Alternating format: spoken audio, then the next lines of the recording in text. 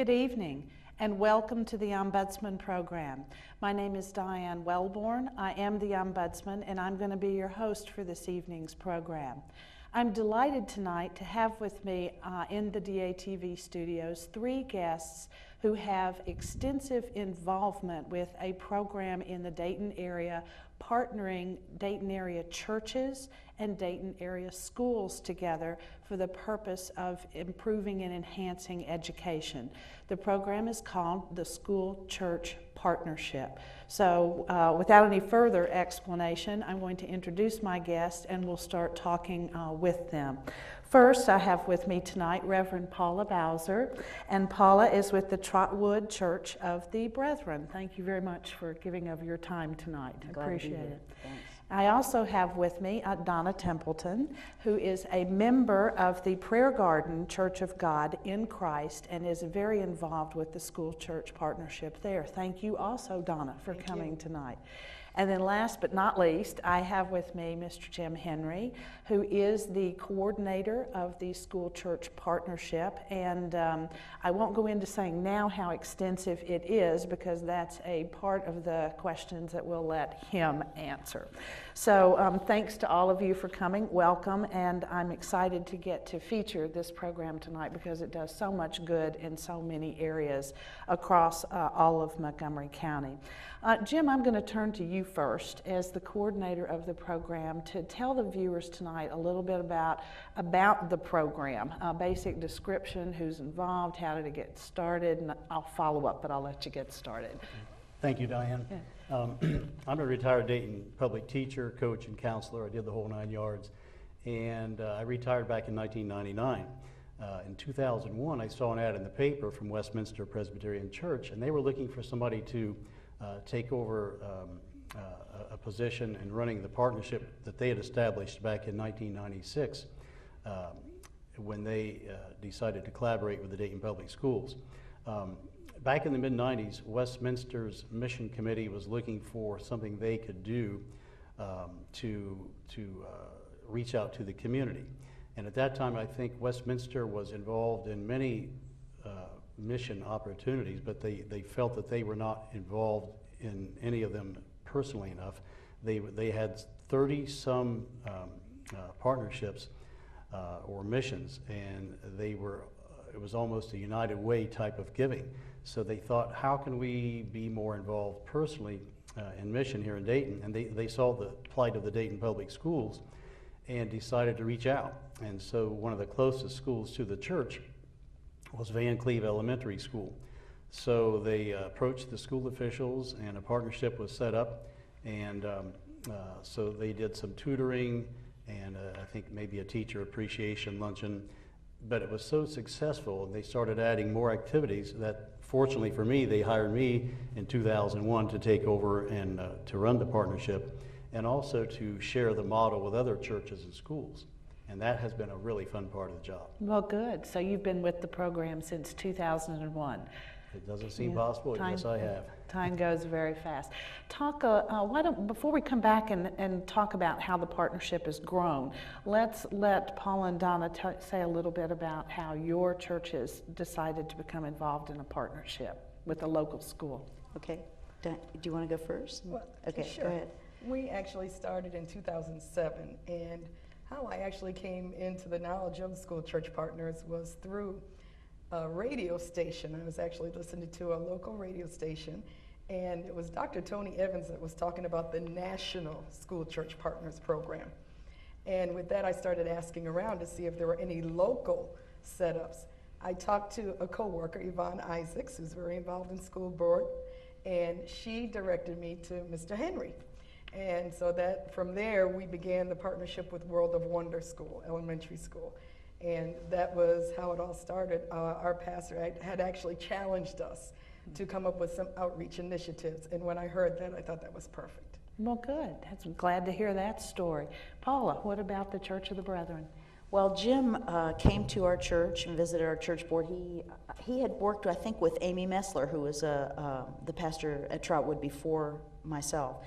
And she had said she wanted to get that going, but her husband received a call in another state, and she moved out of town. And I said, well, I think that sounds really neat. I want to follow up on that. So Jim came and talked to our board, and he really stressed that you could get involved on any level. You could just pray for the teachers and the students. You could just give school supplies. So we said, let's try this. Let's do it. So we did. Madison Park Elementary School, that was in 2007, and that fall, we started to work with them, and they're right in our backyard, so that was fun. And it's really about relationships, because we met with Lowell Draffin. He had been brought into Trotwood. Trotwood had been an academic emergency, and they called him back out of retirement to help with revitalize the schools. Right, and Rexanne Wagner was the assistant superintendent at that time. They attended a ministerium meeting, and they asked us to, they assured us at the ministerium we could make a difference in Trotwood schools. So we said, well, we'll try it. So they hooked us up with Principal Smith at Madison Park, and she opened her heart to us and got us started. Okay, well, that's wonderful. Jim, why don't you tell the viewers a little bit about how the school-church partnership has grown? We've heard from Donna one story where she came looking for it after being challenged by a pastor and hearing about it on a radio, and another story where there was some outreach done. Talk about how many partners are there now, how many people are involved in this, and how has this changed over time? Sure. When I came on board, it was laid out to me that we wanted to start 10 partnerships the first year, and people thought that might be rather difficult. But I was given a budget to make a brochure and a CD, and I mailed letters to pastors and started making phone calls. And the pastors in Dayton could really see the need for this type of activity. The schools had kind of hit rock bottom. So it was not difficult at all to convince a pastor to take on a school. And it just grew and grew, and we had 10 or 15 partnerships immediately, and it's continued to grow. And right now on paper we have 94 partnerships, not only in Dayton but throughout the area and the state, and actually around the nation.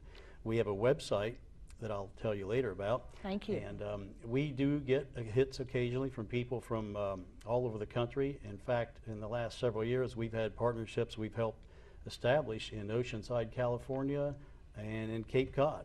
Oh my. So we're very proud of that. But it's really neat because there are probably 400 to 500 students at E.J. Brown Elementary School, the school with which we're partnered. If you add another partnership, that's another 400 to 500 kids. Another partnership is another 400 or 500 students. So right now we could say there are probably 24,000 students in the Dayton area and around the country being helped by people who have a love for mission. Well, that's wonderful, and growing number. That's really special. At the time when the Westminster Partnership began back in '96, there was a discussion about the poverty levels in the school. So I'd like to ask you if you could talk a little bit about what partnerships have found with respect to poverty in our country and in our community and in our school districts, and how that may have an impact on what's happening in the schools and the challenges that the schools have, as well as some of the things that churches have found ways to help try to ameliorate this. Who wants to start off on that one? Well, I know that I was told back when I came on board in 2001 that Van Cleve School was, if not the poorest, was one of the poorest schools in the Dayton district. I don't think there was probably a whole lot of difference. I think Dayton has had its problems, and we were glad to help do anything we could do. So between our tutoring program and our mentoring program, and we collect books, we have teacher grants that we give at the beginning of the year so teachers can get the year started off with some funds for paper or a digital camera or a vacuum cleaner or whatever they might need. we just help do whatever we can. And so a lot of these kids, yes, they are in poverty, but they are eager to learn for the most part. And we, in our tutoring program, provide them with a means to step up to the plate and better themselves. And the kids and the parents buy into that. So maybe we can't save everybody, but it's like the story of the man and the wife walking along the beach, and there are thousands of starfish on the beach scattered about, and he's tossing them back one at a time. And the wife says, "What are you doing? You can't save all these." Mm-hmm. But he says, "Well, you know, that one I just threw back in is glad I saved him." Mm-hmm. So, you know, we do what we can. We know that the kids who are tutored do better on their standardized tests. And, you know, perhaps it's not a lot, but when we have other churches involved, impacting thousands of students, we are doing something. Mm-hmm. We're doing our best, and we think we made a difference. Mm-hmm. Good. Either one of you have a comment? I want to piggyback on that a little bit. You say partnership, and you sometimes think it's all one way. You know, the churches help the schools or people who are poor. But the fact is that they enrich our lives as well. And I mean, personally, just working with the kids, because I do tutor. But also, our first principal that we worked with at Madison Park Elementary was Deborah Smith, and she took a bunch of us who were going to be tutoring or in some way involved, and she taught us about Ruby Payne's work, Dr. Ruby Payne's work mm-hmm. on third generational poverty. So she opened our eyes to what our families were going through. And that was just such an amazing experience to, first of all, to know that it was going both ways. Mm-hmm. And secondly, they were really educating us about what our kids were like, what their families were like, the challenges that they faced. And it was a wonderful thing. I want to follow up, so I'm going to come back to you and ask you maybe in some of the specifics okay. that you learned that were eye-opening or were surprising, but I want to let you get in on this part of it too. Yes, one of the stories that I heard was a teacher at World of Wonder that was sharing when she was talking about the importance of tutoring. And she said, we don't know what these children are dealing with at home, but she shared in general that there are some that are actually being raised by an older sibling. Parents are actually some of them are from single parent homes, and they're actually more concerned about the next meal on the table right. and having to work 2 or 3 jobs. And so the tutoring program is so needed in order to assist those parents. So I thought that was, you know, it kind of hit home with me that sometimes you get comfortable in your setting, but you really need to think about what are the other family settings that these children are dealing with. Thank you, good point. And so, we talked a little bit about when we were in the green room sort of waiting to yes. come on, we talked about going to college. Mm-hmm. And most of the kids that I went to school with, to high school with, it was expected that they would go on to college. There was no question about it. And what we learned was that sometimes in this third generation poverty that Ruby Payne talked about and wrote about, that expectation wasn't really there. And it was a real surprise to me. And I thought, well, why? Why would you not want your child to go to college? And one of the reasons that surprised me was that was the idea that, well, if you're a single mom and you have the support of your children, they'll leave that community. If they're going to go to college, they may go away somewhere else, and I'll be alone. Never thought about that. Never thought about right. that at all. That's a good point. So it was just neat to hear that the kids are. It was eye-opening to hear that the kids we were working with were going to be very different than myself. Right. That's great. Thank you for that comment. Now, tutoring happens in different ways, and some churches go into schools. Some churches have students come to them. Mm-hmm. Let's talk about kind of the different ways that works and some of the advantages. I don't know if there are any disadvantages, but some of the advantages or rationale behind the way different churches approach this. So I'll start with you, Jim, on that one. Well, when Westminster first started its tutoring program, and it's been the linchpin of the whole partnership, it was at the school. And I wasn't there at the time, but I understand that there were some issues. And so it was decided that they would bring the tutoring to Westminster. So fortunately for us, we have two small 14-passenger buses, so we can pick up 28 students and bring them to the church. So we brought them onto our turf, and we were in charge, and we've developed a lot of our own educational products, and we have a computer lab, and we use workbooks recommended by the school. So we've added over the years a lot of educational materials. So we tutor after school. We have a time when the students arrive. They go to the restroom, wash their hands, circle up for prayer, have a snack. We have an activity that kind of burns off some of that youthful energy. And then by that time, it's about time for the tutors to arrive and sign in. And then we do 1 hour of one-on-one tutoring in our fellowship hall in the basement. And the really neat thing about the tutoring is that as it's one-on-one, it gives the child a chance to be with an adult,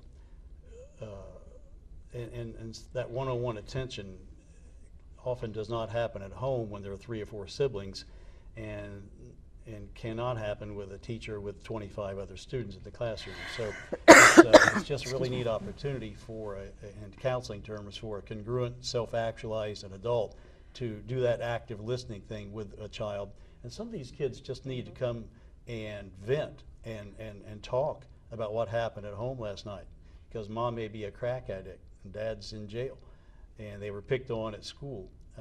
And so sometimes it's just as important to listen to that child. And sometimes it does take a while before the student warms up to the tutor, but after a while that bond is formed, and it's so neat to see that relationship grow and develop. In fact, a few years ago we had a tutor who was a professor at Wright State. He took his student and his friend, who was also in tutoring, to New York City for a field trip. I mean, how awesome is that? Very. So, yeah, so he became a mentor, and they still correspond to this day. That's a good story. Thank you.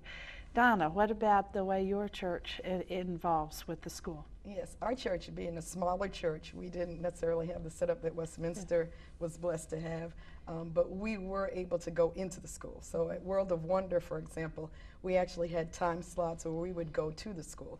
I had a team of college-age students that actually were involved in the tutoring as well, and we would set up times in the morning.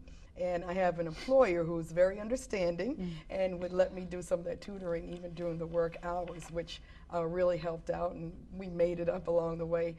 But it was just good to be able to go to the school, team up with a teacher, and they would always provide space. World of Wonder, they actually moved into a new building, built the brand new building, which is beautiful. But prior to that, space was limited, so it was a challenge. But now they have this beautiful space, the community sections within the school, and they have rooms where we can go, we can utilize the library. So it was easy for us to actually go on site because we didn't have the facility to actually house all the students for tutoring. Right.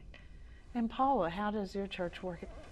Well, we also go into the schools, in the classrooms, and tutor kids. We also use the library and an empty classroom, and we just sometimes will take a small group. They're all reading about the same level, maybe. And so you just go in, and I work with a particular teacher, Miss Emmons, for the last 3 years, and she will give me a group and some books to read or popcorn words, word recognition, and she gives me an assignment, and I take my kids and have that time with them. We also had a physician in our church who was familiar with American Sign Language. And for a year, she did a class after school. They provided space for her, and she had taught some kids that needed to learn American Sign Language. Well, So what a that was wonderful opportunity. Yeah, that was great. That's good. You've all mentioned two things I want to come back to. You've mentioned the teachers in the school, and I want to know how they have viewed and welcomed the tutoring programs. But before we come to that, I'd like to ask you all about the volunteers. When we talk about school church partners, well, we know that there are church members of your communities that are involved in doing this tutoring, but you've all mentioned that there are also other people that have become involved. So why don't we talk about some of these volunteers or students, or how you all connected with them? Jim, I'll come back to you on that. Well, We not only utilize volunteers from the church, we also get volunteers from Project Read, and they do the training and supply tutors to us, and we're very grateful for the great job they do. And Chaminade Julienne High School has always provided usually between 5 and 15 students. Now they have to do it. They have to do 25 hours of community service. And we go over every fall and do a presentation along with about 20 other nonprofits. I see. So you're one option for We the are high one school option. students to Yes, do those yes. credits. And Okay, sometimes that's I'll good. get 12 or 15 students. Some years I'll have 2 or 3. But we always get students from CJ. This year we have a student from DECA. Actually, one of our former tutored students is now tutoring as a second-year student at the Dayton Early College Academy. So that's really neat. And just by word of mouth, we have attorneys from downtown. We have people who have heard about us, and now and then I get a call from a complete stranger saying, I've heard about your tutoring, I'd like to get involved. So really there's no end to the number of volunteers and where they could come from. You could contact other high schools, Boy Scouts, Girl Scouts, the Chamber of Commerce, Wright State, UD, Sinclair. And this year really I've got a wonderful problem. I have more tutors this year than I do students. And that's a first. Wow. Wow. Well, So I'm sure it's- there's some other partnerships that would be happy to accept them, yes. Do either one of you want to comment about additional volunteers for? Yes. Within our church, I have the opportunity to do some recruiting and encourage as many as will to help with tutoring, whether it's a school drive of some sort for supplies or for books. And also we encourage the members of the church to reach out in other avenues, such as what Jim has actually explained. One of the things, I've had co-workers that showed some interest saying, we should do this.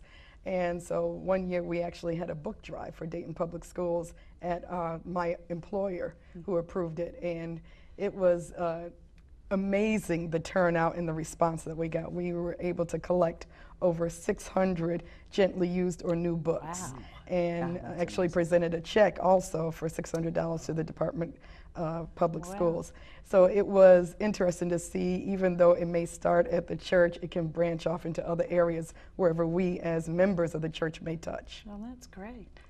Paula, you want to add anything there? We did very much the same thing. When Madison Park, when we joined it, they had we went into the library and we were shocked because we weren't, in my house, you have lots of books and you're looking for a place to put the book. They had tons of shelf space, and we did the same thing. We made up envelopes, red envelopes with the cat and the hat on them, and put them in the things, and then in the pew pockets and so forth, and then announced to our church family that books were needed for this library, and they came rolling in. We also had a student, Jamie Denlinger, who did her student teaching at the Trotwood schools, and that was really fun. She was really delighted to do that.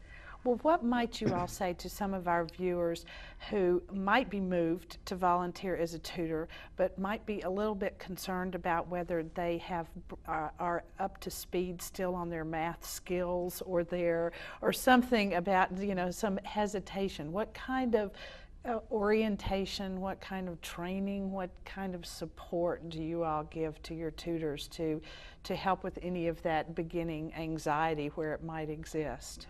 That's a good question. Again, Deborah Smith was wonderful to give us some pointers and to soothe our fears down. I was actually scared of going into the second grade, and there were a lot of people from Trotwood are former teachers, and they said, "Oh, you can do this. This will be a piece of cake." And I thought, "Oh, no, I taught high school," and they said, "No, no, no, no, no." They said, "Once you get in there, and those little kids start reading for you, you will they're going to do the reading. They're going to read to you." And it was just easy, good. just delightful. Good, so don't be fearful. Okay. I think also just talking to some of the teachers, they were able to actually coach us Right. through and explain, this is what we expect. We don't want you to read to them, as Reverend Paula has already said. We want them to read to you and help them along with their words and their pronunciations. And so that kind of eased it a little bit and made it more comfortable, but also it's just amazing when you're sitting there listening to these little ones get all excited about reading. And, we often hear how the reading level is lower than what it should be at different ages. And it's just exciting, and it kind of motivates you to actually want to go in and listen to these little ones read and help them along. Sometimes we have tutors who are a little hesitant to tutor a 7th or 8th grader because of the math involved. So I try to assuage their fears by saying I can give you a 2nd or 3rd or 4th grader, and we have teacher additions to the workbooks that we use. So it's, you know, I really You have the answer key, is what we you're have the saying. answer key, Okay. yeah. And the school is very good about doing the training. They send over the math and reading specialists to help our tutors learn how to work with a kid. So if somebody's hesitant to tutor, don't be. It's fun. All right, good. I hope You'll that's survive heard. it. Hope that's heard loud and clear. Now, I'd like to ask a little bit about this accessibility to books. You know, many in our community think books are everywhere. Our homes are full of books. We've got all kinds of libraries to go to, but in fact, a lot of young people are not accessing books these days. So, you know, I know that most of you all have had book drives, and maybe you'd like to share a little bit about the importance of what it means for a child to have a book that they get to take home that's all theirs. I was shocked at how much these students, these little kids, want books. They like books. They want to take them home. They just love the books. And when we have our book fair, it's always at the end of the school year. And sometimes we take between 600 and 1,200 books over, but I've been collecting them all year long. In fact, a member of our church today, well, I guess yesterday, took books out of her home that she had been storing for years, and I'll bet she brought 500 books. Wow. She was a teacher and has lots of really good books. I only had to throw out a few really old materials, but just about everything else I got to keep. So I think this year we'll take over close to 1,500 books. And how does that work? Do the teachers do the choosing? Do the students? Do the parents? How do you work that when you're physically there with all of these books? Question. We break the books down into lower and upper levels, and then usually it's the social worker or one of the administrators sets a schedule, and every 10 minutes or so the teacher brings her class down or his class down, and we have the books out on the table so they can see them, and then we say, go pick out your 3 or 4 books, depending on how many books we have and how many kids are in the school. And each kid comes out with 3 or 4 books. We put a Westminster book plate in the front so Johnny can write his name. And they hug us and write us cute little letters. And they ask when they have to bring the books back. And we say, no, they're your books, you can keep them. And they can't believe that. They're so excited to have their own books. And that is just really nice to see. I'm sure you all have had similar experiences with that. I've got about 12 books in my car. I went to Old New Pages today to look for gently used books. We're going to gift Mrs. Emmons' class, each child 1 or 2 books, depending on how many we get from our drive. And you already talked about your employer's support of your enormous book drive. We actually started that book drive because there was a need at World of Wonder. They were moving into the new school, said they needed books, needed to fill the shelves, and we heard of other schools also, and so we said, well, let's do the book drive and be a blessing to these schools, and the turnout was amazing. We almost had a fight over the Hunger Games book last spring. They wanted to read that book, and we had about 5 or 10 of them, and they were scrapping for them. It was really popular. Very That popular. was high in demand. Well, now let's turn a little bit and talk about the teachers. What kind of response have you found from the teachers? And then we'll come back and ask about administrators and in general, what has been their attitude toward your coming into the school and being there with them, or taking some of the kids from the school, however it works. Donna, why don't you talk about that? They have been extremely welcoming.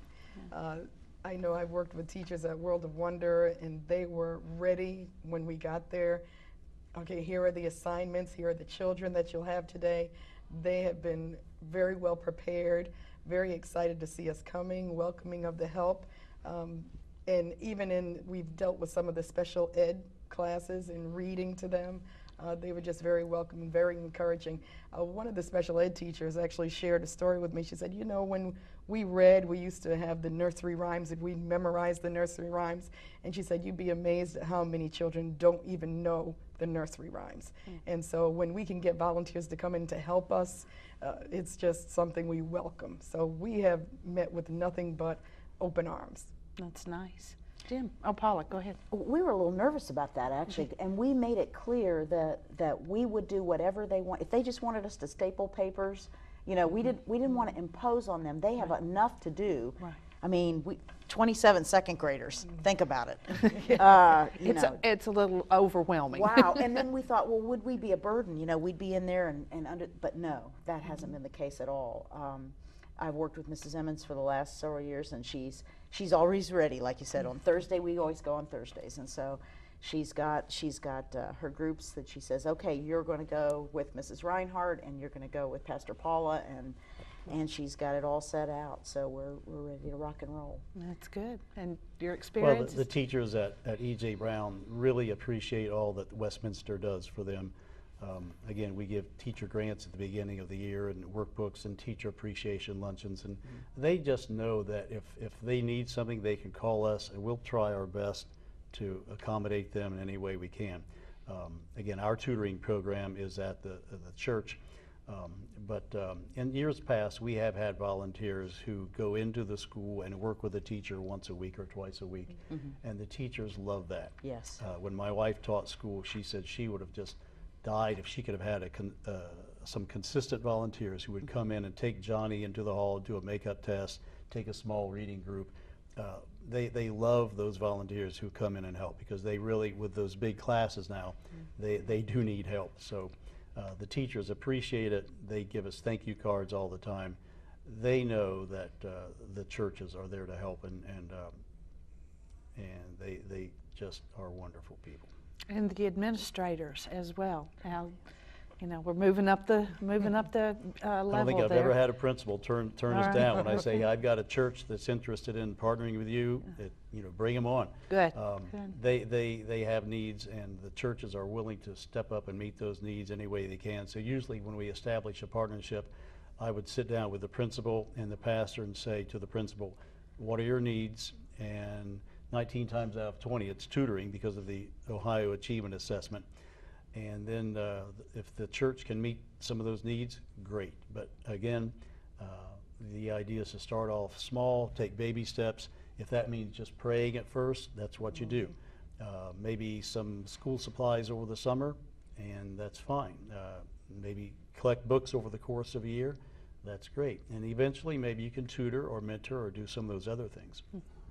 You touched on something there I'd like to follow up on a bit about the testing, statewide testing, also about the important goals that have been set in Ohio, and I know other states as well, on early reading and children being ready at the third grade, at that third grade reading level. And so it appears that there's maybe a higher level of evaluation of our children in our schools than we may have had in the past. But has that changed the tutoring programs or changed the direction that you might have taken?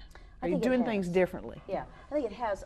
One of the indicators, and we learned this again from Deborah Smith, was if by the time a child got to the third grade, they couldn't tell you, like for example, if they read the Three Little Pigs, what was going to happen, if they couldn't predict how the brick house was going to fare, say, that they would be in jail. They were actually making a correlation between the ability to get things, to comprehend things, and actually that child's future. And makes you realize just how important this is.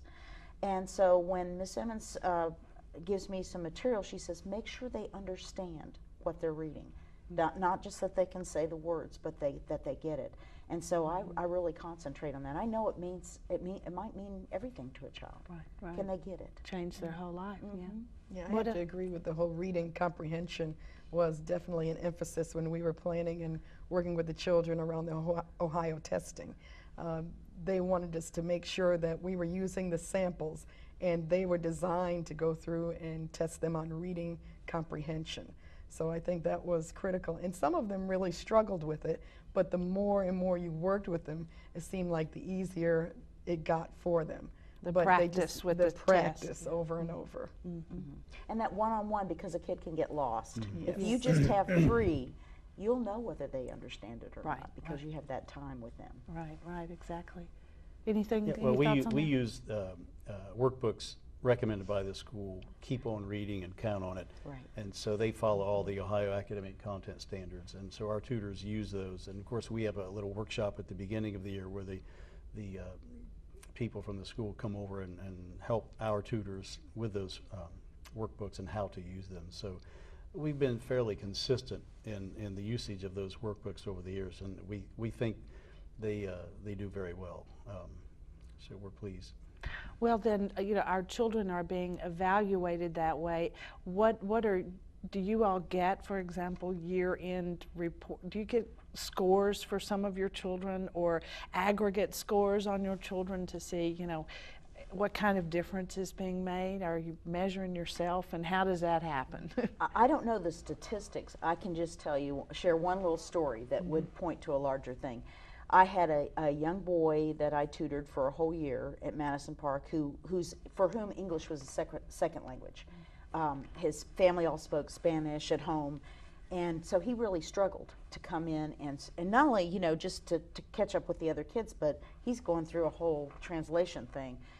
And at the end of the year, this boy got the award for the most improved student in reading in the whole school. Wow. So that's just one little story, and that means more to me than statistics. Statistics, I just zone out on those.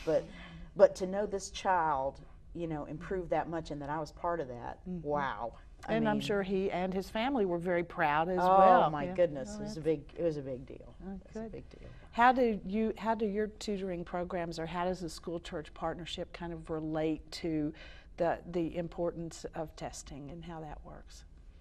Well, testing seems to be everything nowadays, so we realize it's important, and we just do everything we can to help those kids, and they feel the pressure too. I mean, the superintendent feels the pressure on down to the children, and unfortunately, that's the name of the game right now. So, we acknowledge that, and when we tutor, our purpose is not to help do homework. It is to help them get over that doggone OAA hump. They have to score that 400. So that's our job. And I tell the tutors, sure, you can do homework. If the kid's having troubles, help the kid. If he or she has a special project, sure, go to the computer lab and help out. But stay in those workbooks, because they are geared to the OAA, and whether you like it or not, that's what you have to do. Okay, very good. Anything else? And I think also, I recall one young man who was really struggling with the testing that we were preparing for, and one of the things volunteers really need to think about being creative, and when you see a student's trying but really having a hard time or just giving up, there are things you can do that the school allows you to incent them.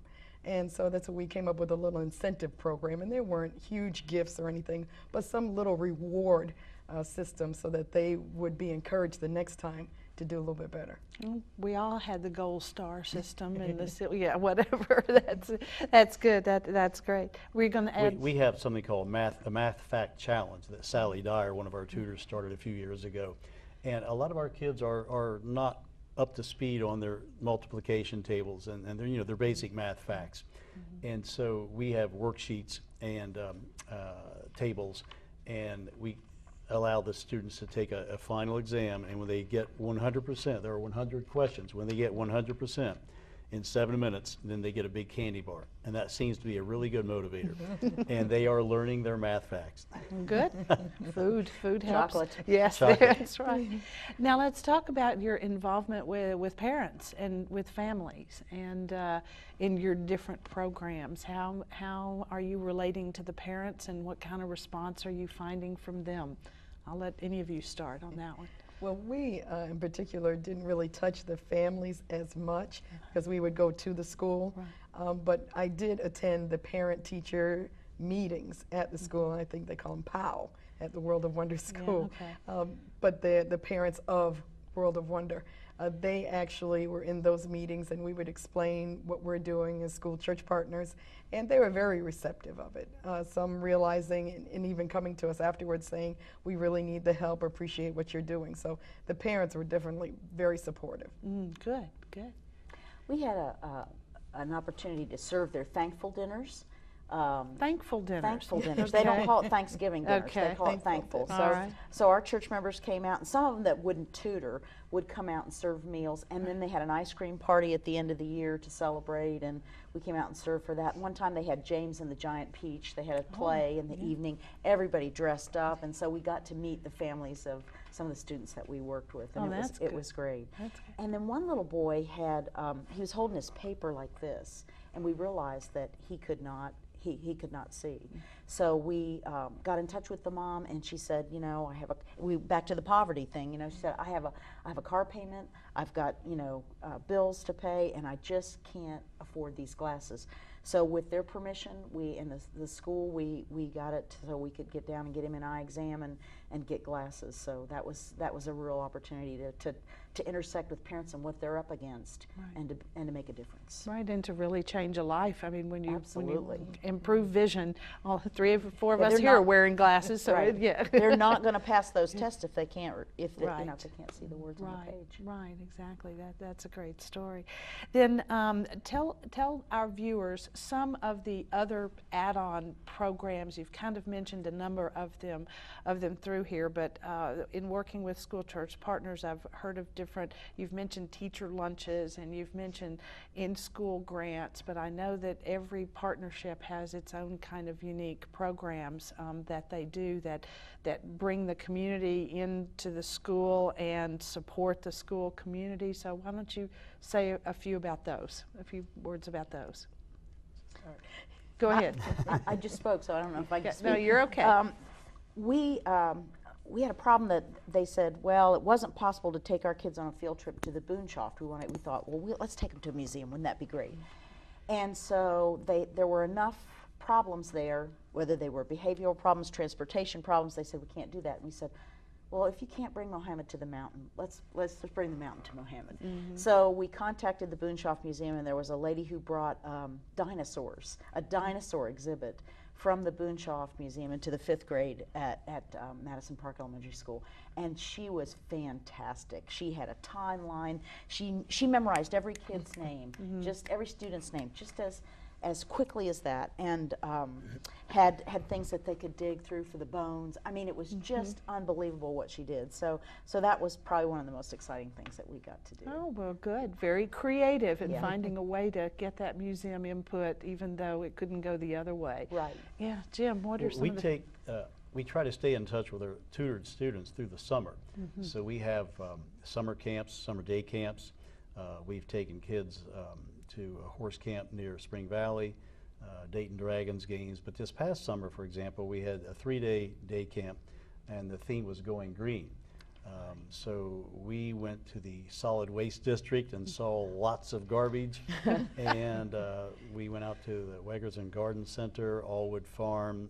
We took a tour of Sinclair to see all the ways they recycle and reuse and conserve. We had green T-shirts for every kid. On the back there was a globe, and then above that it said, "Act like you live here." Okay. Maybe a little bit in your face, but It's pretty okay. cool. So yeah, we do try to stay in touch with the kids throughout the summer, and over the years we've gone again to metro parks, museums. One of the neatest activities is an urban scavenger hunt downtown, where they have to learn directions, landmarks, how to get from one part of Dayton to the other, Dayton history.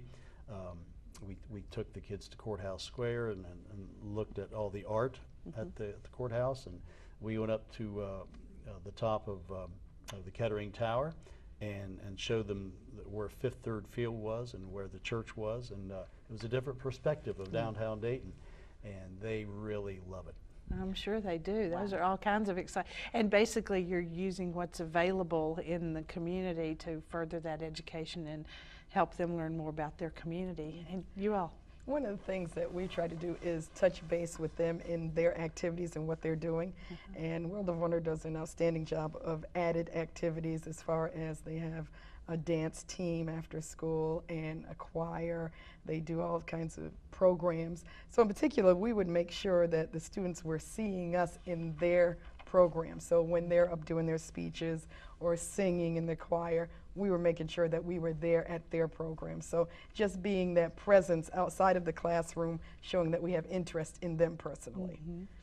Well, if each one of you could make something happen with your particular partnership that you haven't done yet, I mean, what would be, just an ideal if you could reach that, and maybe somebody in the is viewing and watching tonight and might be able to help with that. Who knows? I'd love to take them to Carillon Park. Okay. They've redone everything, the NCR cash registers and the calliope and all that stuff. I'd love to take them down there. So you would need admission fees and transportation. Transportation would be the big Is thing. transportation the biggest challenge? Yes, I okay. think so. All right. Okay. Donna, do you have something in particular Yes. you'd just love to do with them? My employer actually, we produce paper. Yeah. And so we actually did with the local libraries a program to show how paper was made.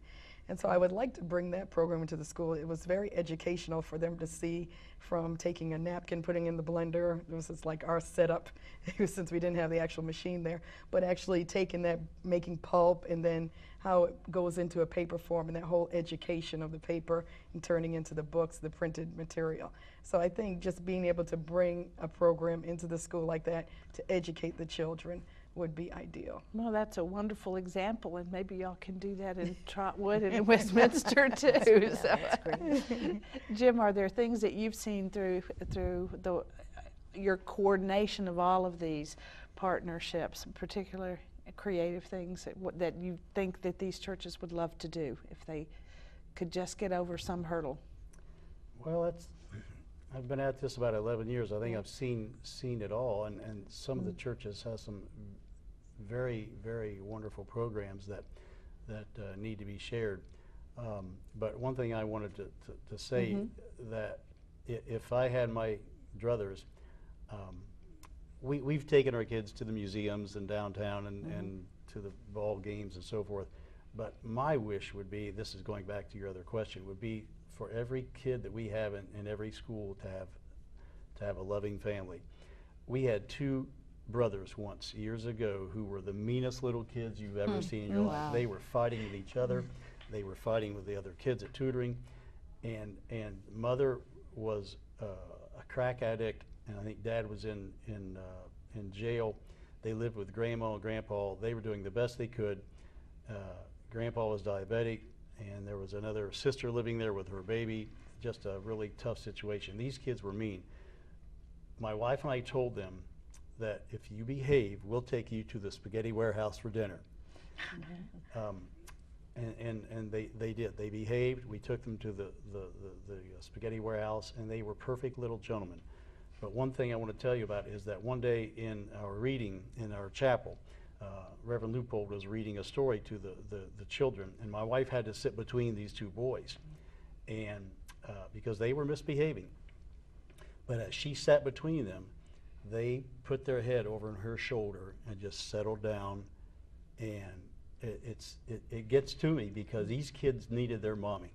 They needed their mother, and I just wish we could perform a miracle and put the moms back in the homes. Well, that's quite a big goal. And you're taking it a piece at a time, a bit at a time. Well, thank you for sharing all of that. We don't have a whole lot of time left, so I want to make sure that people know how to contact you all to get involved, people watching the show. So we'll start with Jim with, why don't you give both the website and the telephone number, and so that if people anybody wants to tutor or get involved in School Church Partners, see me. My telephone number at Westminster is 223-7285. We have a website. It's www.schoolchurchpartners.org. schoolchurchpartners.org. That kind of shows you what is going on around Dayton and the country, and there are contact numbers and a way to contact any of us. And we have links to all the churches. Okay, very good. And Donna, how does people reach you all? Yes, they can reach me at Prayer Garden Church of God in Christ, 600 Shiloh Springs Road in Dayton, Ohio. and they can contact me at phone number 937-241-8355. Okay, very good. And Reverend And you Paula. can find me at Trotwood Church of the Brethren, 208 East Main Street, 837-6604. I'd love to hear from you. Great, good, good. And I think also to the viewers, if your parents or if you're a student in school, you can ask your school if there's a school-church partnership and how to find out about it. The principal or the teacher could certainly help with that, couldn't they? Yes. Yes, yes. Just about every public school in Dayton, at least elementary schools, have church partners. So That's our goal. There, okay. And have we, I'd like to say two other things before we kind of have to wrap up here. And one is, how have we followed some students as we see that they have had tutoring, they're doing better on test scores? We do see that correlation between the kids that receive this extra work and improvement in test scores. And what do we see as they're going on up through the ranks of education? Well, I would like to do a better job of tracking our students, because I know that we have a number of students in college now, and when they come back to see us and speak to us, they say it's because of the Westminster tutoring program.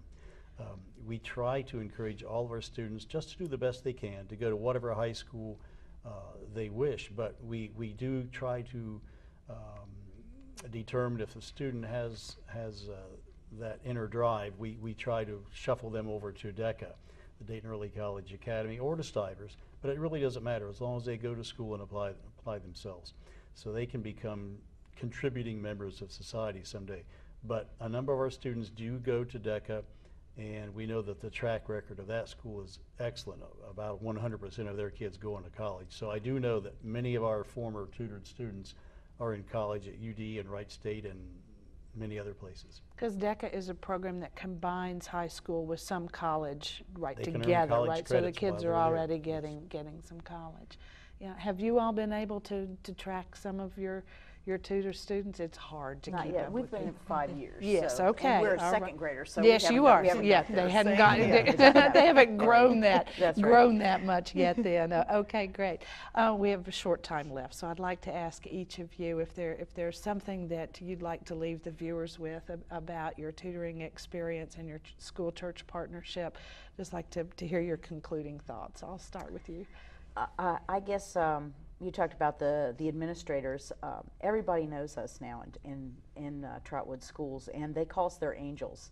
And they really do pick up the phone and say, we have a family that doesn't have a washing machine. Can you help us? Or we have a family that has they're new and they have no uniforms at all. Or there's a kid that has no coat, no mittens. Right.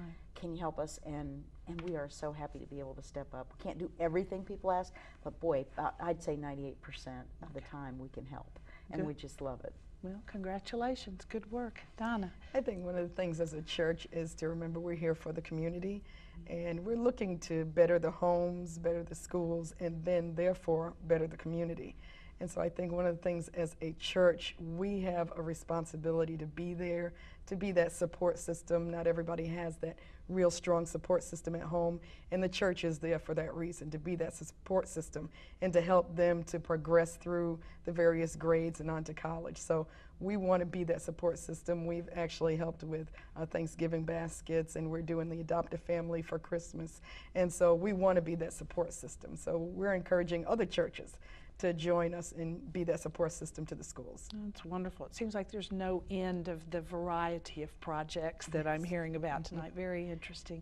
Jim, I want to give you the same opportunity. Well, at our church at Westminster, our pastor, Reverend Dr. Sandy McConnell, has stated that if a church wants to get the most bang for your buck in mission, it's this partnership with a local school, because you're working with the children, their families, and their teachers, the administrators, and there's no better way to do mission than right here in the backyard of Dayton, Ohio.